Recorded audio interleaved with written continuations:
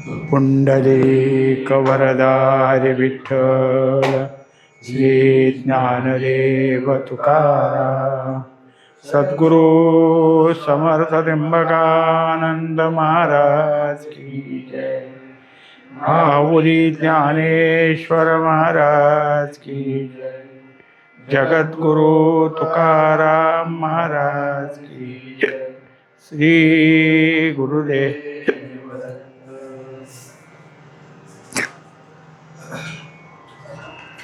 ज्ञानेश्वरी अध्याय 9। मोघाशा मोघ कर्माणो मोघ ज्ञाना विचेतसा राक्षसी मासुरींचैव प्रकृतिं मोहिनीं श्रिताः। हा 12वा श्लोक आहे।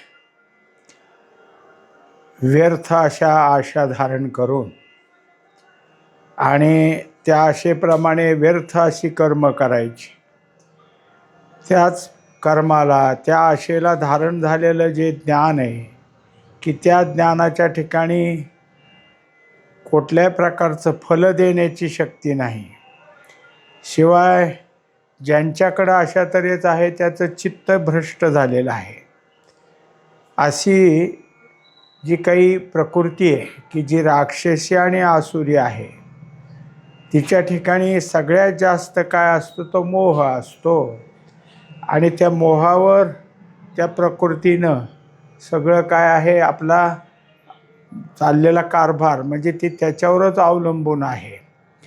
असे जे काही असतात की ज्यांच्या प्रकृतीच्या ठिकाणी अशी प्रवृत्ती आहे त्यांचं वर्णन करू लागले। या लागी जन्मले चिते मोघ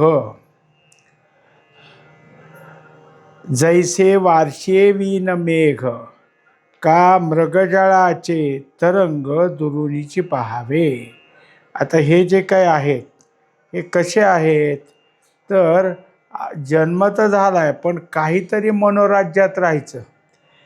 आपलं असं झालं म्हणजे असं होईल, असं होईल तर तसं होईल, असं सारखे मनोराज्यच। ते मनोराज्य आपल्याला पूर्ण करता येतील का नाही याचा कधी विचार नाही। अशी मनोराज्य करायची की त्या हाताला सुद्धा येणार नाहीत।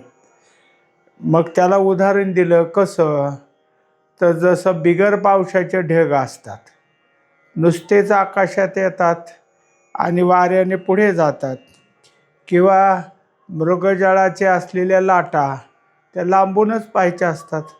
त्याला आपल्याला जवळ गेलं तर ती काय लाट अंगावर येते का आपलं अंग ओलं होतं, काही होत नाही, लांबून पाहण्याकरताय। अथवा कोल्हारीचे असिवार ना तरी ओडंबरीचे अलंकार की गंधर्व नगरीचे आवार आभासती का।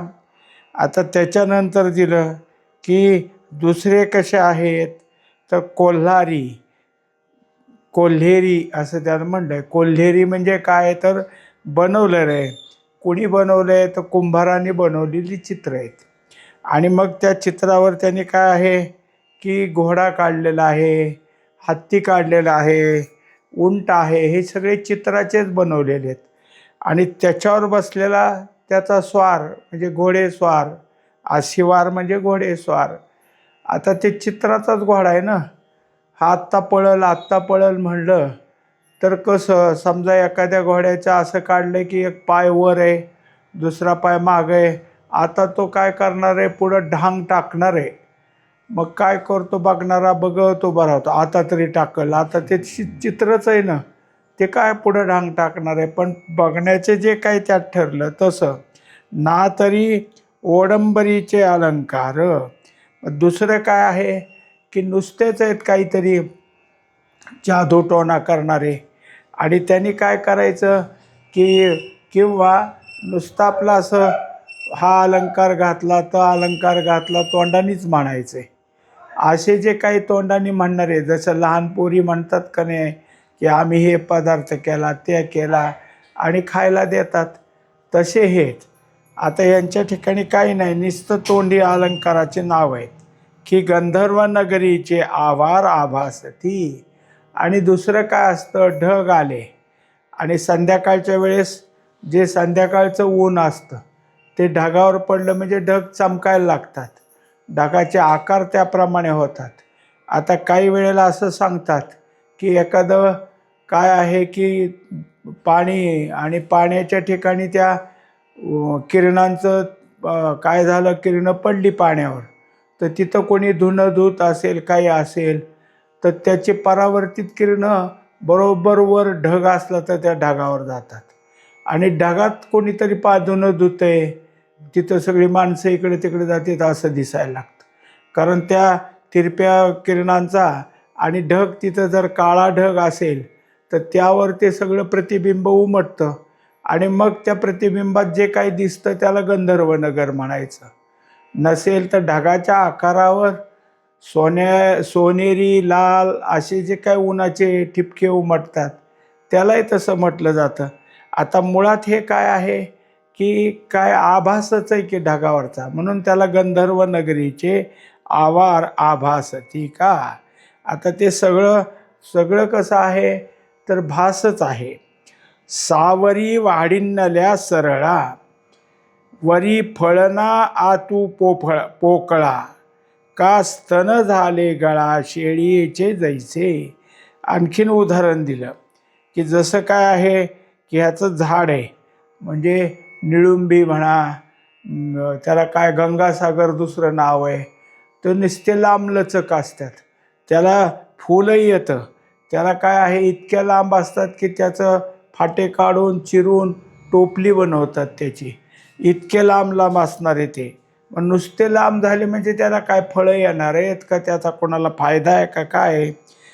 वरी फळना पोकळा, मग त्याच्या ठिकाणी फळ काही नाही आणि तसं पोकळ नाही, कारण चिरून त्याच्यापासून काय केलं जातं टोपली बनते, म्हणजे तेवढं ते घट्ट आहे, पोकळ नाही. का स्तन झाले गळा शेळीचे जैसे. आता शेळीला काय असतं, दूध काढण्याकरता स्तन असतंच, पण गळ्याला 2 स्तन असतात, त्याचा काही उपयोग नसतो, पण तरी ते दिसतात, अगदी आकार स्तनासारखाच असतो, पण ह्याचं काय दूध काढायचं आहे का काय आहे, पण ते जसं आभासच आहे फक्त तसं. तैसे मूर्खाचे तया जियाले, आणि धिक्कर्म तयाचे निपजले, जैसे सावरी फळ आले घेपे ना दिजे. आता त्याच्यानंतर सांगितलं की हे जे काही आहेत की ज्यांना मोघ आशा, मोघ कर्माणू, मोघ ज्ञाना ही सगळी दिलेले राक्षसी किंवा आसुरी वृत्तीचे, या सगळ्यांचं जीवन कसं असेल तर मूर्खाचंच आहे. कारण काय गोळा करावं काय काही नाही. बरं त्यांच्या कर्माचे धिक्कर्मतयाचे निपजले, कशासाठी आपण करतो काही नाही. एक काय आहे की मनुष्य गावाला निघाला होता, मग त्याने आपलं काय जायचं आहे, कुठं मुक्काम पडेल काय म्हणून दशम्या बांधून घेतल्या. मग आता 1-2 दिवसाचं असल्यामुळे त्याचं दशम्याचं गाठोडं जरा मोठं झालं आणि बाकीचे कपडे बिपडे असणारं ते गळ्यात किंवा खांद्याला, आणि हे दशम्याचं गाठोडं त्यांनी डोक्यावर घेतलं आणि तो निघाला. दुसरा रस्त्यात भेटला, म्हणलं कुठं चाललो, म्हणलं गावाला चाललो आहे, मी पण येतो तुझ्यावर. ह्याचं काही काम नाही काय नाही, पण निघाला. हे काय घेतलं आहे, म्हणलं हे दशम्या खायला घेतल्यात. बरं आहे, मग आता हे आहे असा भेटला असा निघाला त्याच्या मागं, घरीसुद्धा गेला नाही. मग त्याचं जे काही डोक्यावर ठेवलं आहे त्या गाठोड्याचा आकार तेवढा एक दगड घेतला डोक्यावर आणि ह्यानी घेतलं म्हणजे ह्यानी घेतलं आणि निघाले. आता जिथं प्रवासाला भूक लागेल तेव्हा हा दशमी काढेल खाईल, हा काय करेल, मग ह्यानी घेतलं म्हणजे त्यांनी घेतलं म्हणून ह्यानी घेतलं, अशी कर्म आहे त्यांची. उगाच दुसऱ्याने केलं म्हणून आपण करायचं, कशासाठी करतो, काय त्याचं काम, काय त्याच्यापासून फायदा, काही नाही. जसं वर दिलं का नाही की सावरी वाढण्याला सरळा, तसं तेच उदाहरण इथं दिलं की जैसे सावरी फळ आले घेपे ना दिजे, त्याला फळं येतात लांबलचक अशी रुंद आणि करंजी जशी असावी तसं फळ येत, पण ते उलगडलं की त्याच्यातून कापसासारखी म्हातारी सगळ्या आकाशात फिरत फिरत राहते. तेच त्याचं लहानसं बी असतं, तेच कुठे जातं. मग त्याचा काय फायदा झाला, ते फळ कोणाच्या कामाला आलं का त्याच्यापासून काढलेल्या बिया बारक्या कापसासारखं त्याचं काय का काही नाही. मग जे काही ते पढिन्नले, ते मरकटे नारळ तोडिले, का आंधळ्या हाती पडिले मोती जैसे. आता त्याला काय विचार असेल त्याचा असेल, मग त्यांनी एखादं शास्त्र घ्यावं, पुस्तक घ्यावं आणि अभ्यास करावा.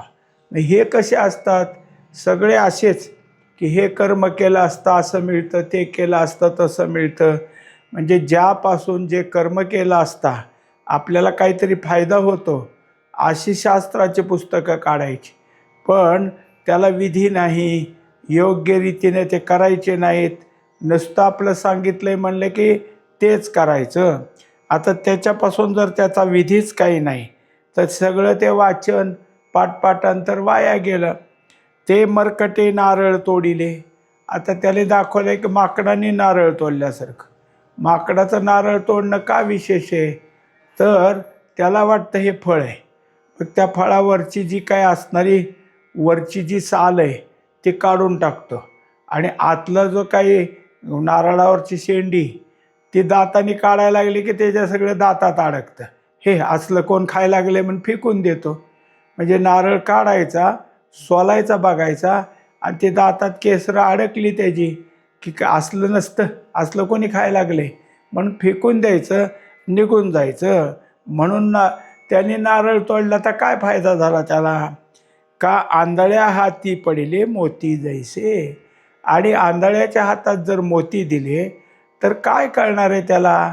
हाताने कळेल गोल काहीतरी मणी आहे, पण हा पाणीदार आहे का कृत्रिम आहे, ह्याला नाक आहे की नाही, म्हणजे वेज आहे की नाही, शिवाय हा किती किमतीचा काय नाही, का आंधळाच आहे तो. त्याला कोणीतरी सांगितलं हा मोती. मग मोती कसा असतो म्हणले पांढरा असतो. मग पांढरा कसला, त्याला ते मग पांढरा म्हणले दुधासारखा. दूध कसलं म्हणले बगड्यासारखं. बगडा कसला, कारण त्याला पांढरं हे शब्दच माहीत नाही ना. तसं निष्करण त्याच्या हातात मोती देऊन काय. किंबहुना तयाची शास्त्रे, जैसी कुमारी हाती दिधली शस्त्रे, का अशौच्या मंत्रे बीजे कथिली. आता त्यांच्या ठिकाणी काही शास्त्र काढायची झाली तर ती कोणत्याच प्रकारचे नसतात.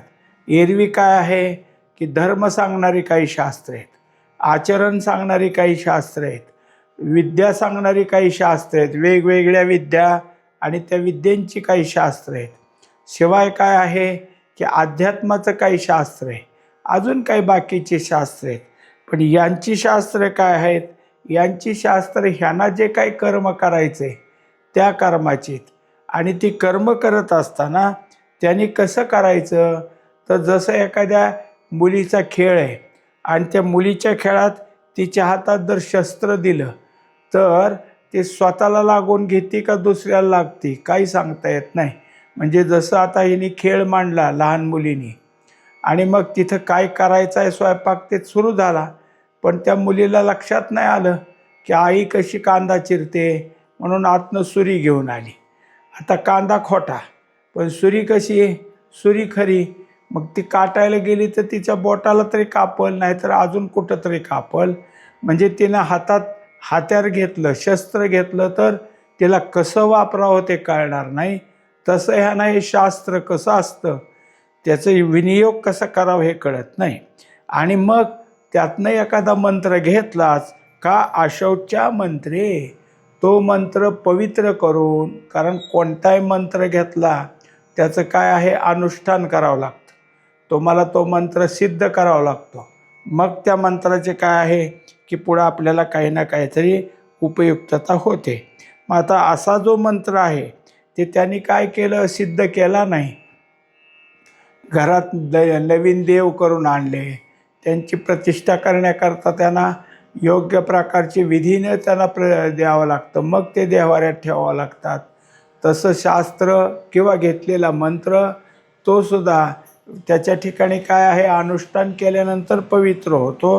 म्हणजे अशौच्या म्हणजे त्याला शुद्धीच नाही, अपवित्रपणानं तो मंत्र घ्यायचा. बीजे कथिली, मग हे मंत्र हे बीज आहे. पण त्या मंत्रबीजाला यथार्थतेने असं सांगतात की माऊली तुकोबारायाच्या अभंगात आहे सुद्धा की अशौचा मंत्र पढू नये.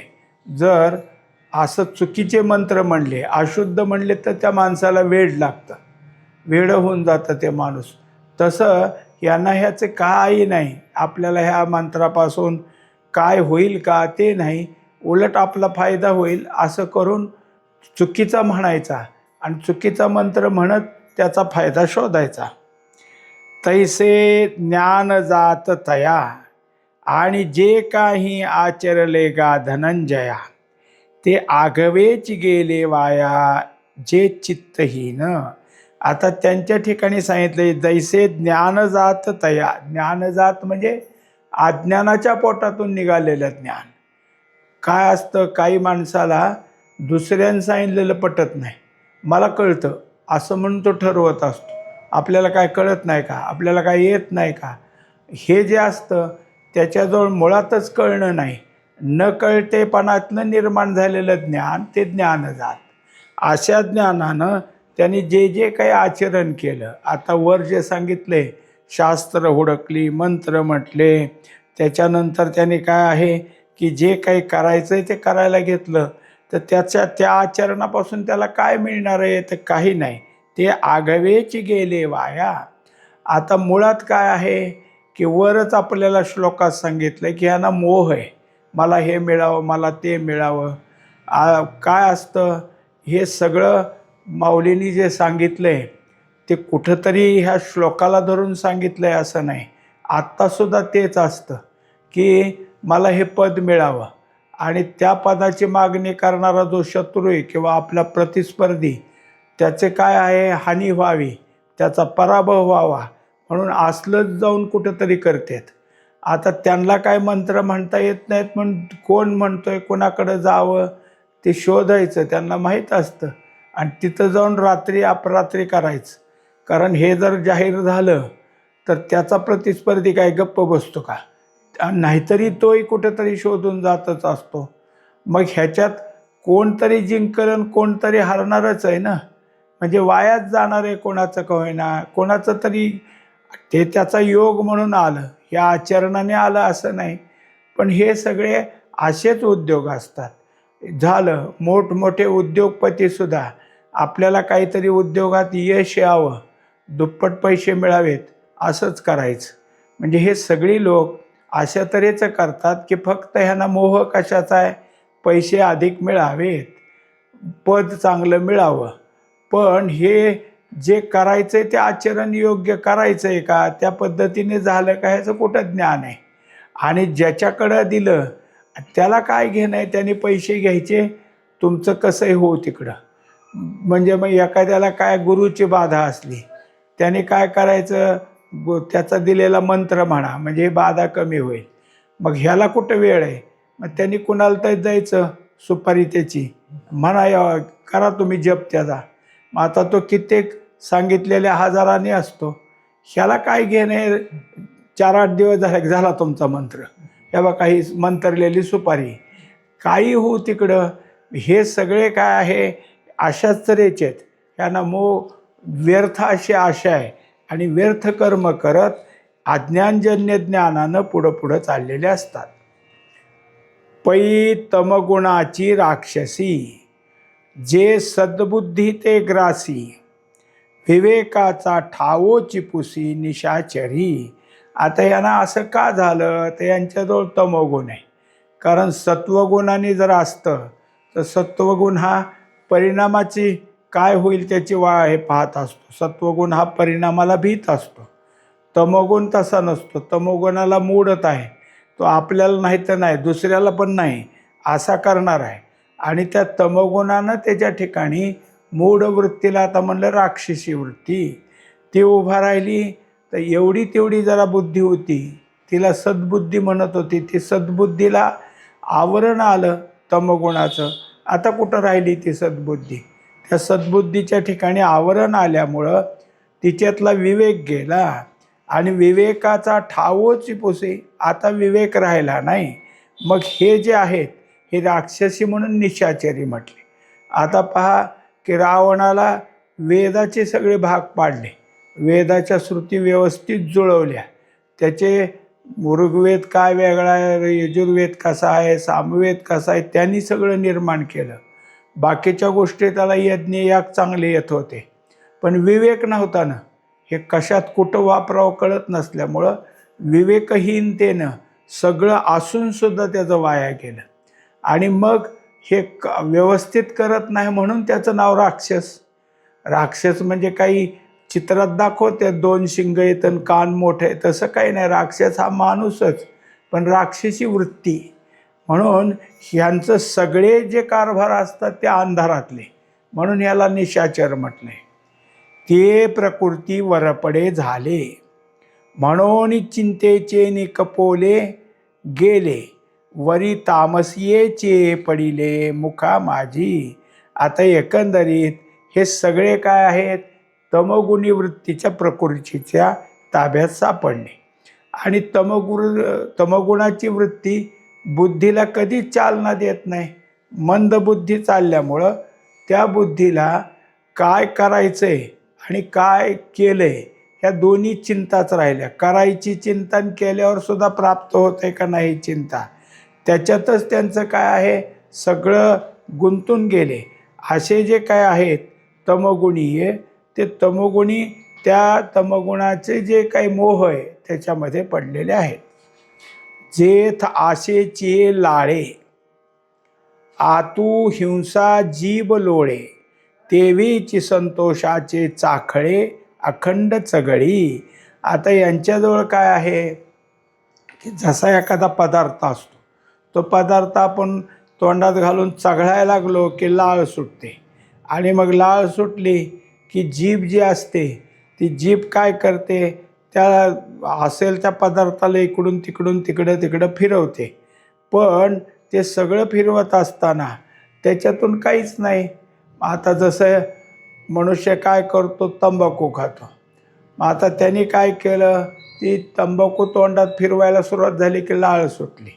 लाळ सुटली की जीभ काय करते, त्या लाळेला जास्त झाली की मग ह्यानी थुंकून टाकायची. एकदा दोनदा झाले की तंबाखू थुंकून टाकायची.